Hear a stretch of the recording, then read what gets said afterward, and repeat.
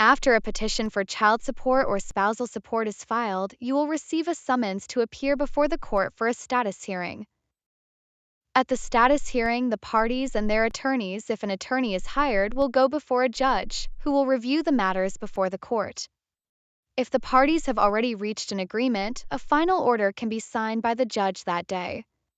If the parties do not reach agreement and do not have an attorney, the judge will enter an evidence order, which is a list of financial documents that the parties must bring to trial to help the judge calculate support. Before the status hearing, the court will refer the parties to mediation, unless mediation is not appropriate, for example, because there is a protective order in place or there is a history of domestic violence between the parties. Mediators are hired by the court and are there to work with both parties to resolve their support dispute. They are provided by the court at no cost. If, before the status hearing, mediation does not happen or is not successful, the judge will refer the parties to mediation at the status hearing. If mediation is successful, the parties' agreement will be sent to the judge. The judge will create an order that incorporates the agreement, and the parties will not return to court again. If mediation is not successful, the parties will return to court for another status hearing to schedule a trial. Before trial, a motion can be filed requesting that one parent, the payer, pay child or spousal support to the other parent, the payee, until the trial. This is called pendente lite support. If the support motion hearing will take less than 30 minutes, the motion can be heard on the Wednesday motions docket. To schedule a motion on this docket, the party shall complete a yellow motions day precipice and follow the instructions on the back of the form. If it will take more than 30 minutes for the court to conduct a hearing regarding the motion, the parties will need to appear before the calendar-controlled judge to schedule the hearing.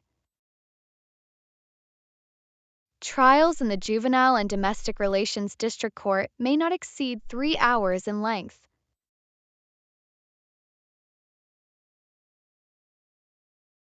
To calculate child support, the judge must first determine what is considered by the law to be the correct amount, which is called the presumptive amount.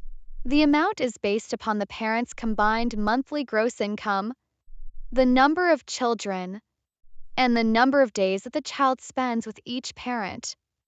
A party's monthly gross income includes money that a parent receives from all sources, unless specifically excluded by law, such as federal supplemental security income (SSI) benefits. Based upon the physical custody arrangement between the parties, either primary or shared physical custody, the parties will count the number of days that the child is in the care of each parent. After calculating child support, if the judge concludes that the amount is unjust or inappropriate, the judge can change the amount based upon certain factors.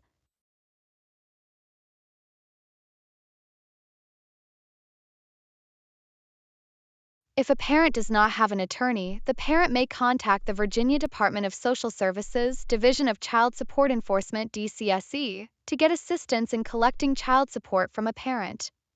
A party must complete an application and file it with the division to start the process. Once a case is open with DCSE, an attorney for DCSE will file a petition for child support with the court. An attorney representing DCSE will then appear in court with the party requesting support. For more information, visit the DCSE webpage. Parties that are legally separated may petition the court for spousal support. A court's judgment plays a big role in determining spousal support, as spousal support is based upon the unique facts of each case. Spousal support is calculated differently at certain stages of the case. Spousal support to be paid for the period after a petition is filed and before trial is called pendente lite spousal support. Where the parties' combined monthly gross income before taxes are removed, is less than $10,000, a formula is used to calculate the correct amount of spousal support. The formula is the difference between 26% of the payer spouse's monthly gross income and 58% of the payee spouse's monthly gross income when the parties have children. If the parties do not have children in common, the presumptive amount of support is the difference between 27% of the payer spouse's monthly gross income and 50% of the payee spouse's monthly gross income.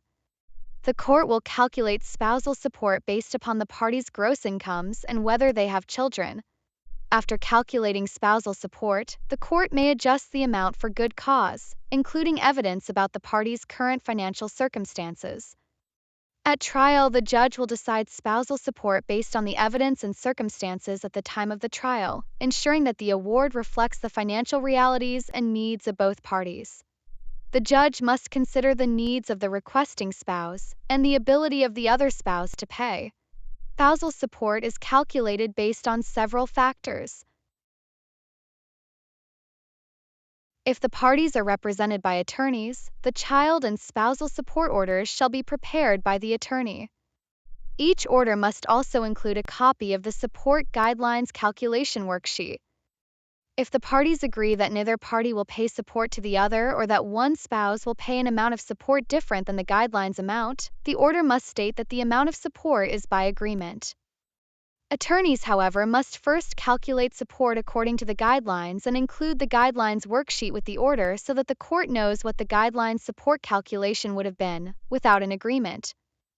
If the parties appear without attorneys and DCSE is not involved, the judge will prepare the order. The information provided in this video is not intended to be legal advice and should not be relied upon for that purpose. You are strongly encouraged to speak with an attorney so that legal proceedings and the effect of legal documents and orders can be explained. For additional questions and information, please consult the Self-Help Resource Center located in the Fairfax County Courthouse Law Library on the first floor of the court complex.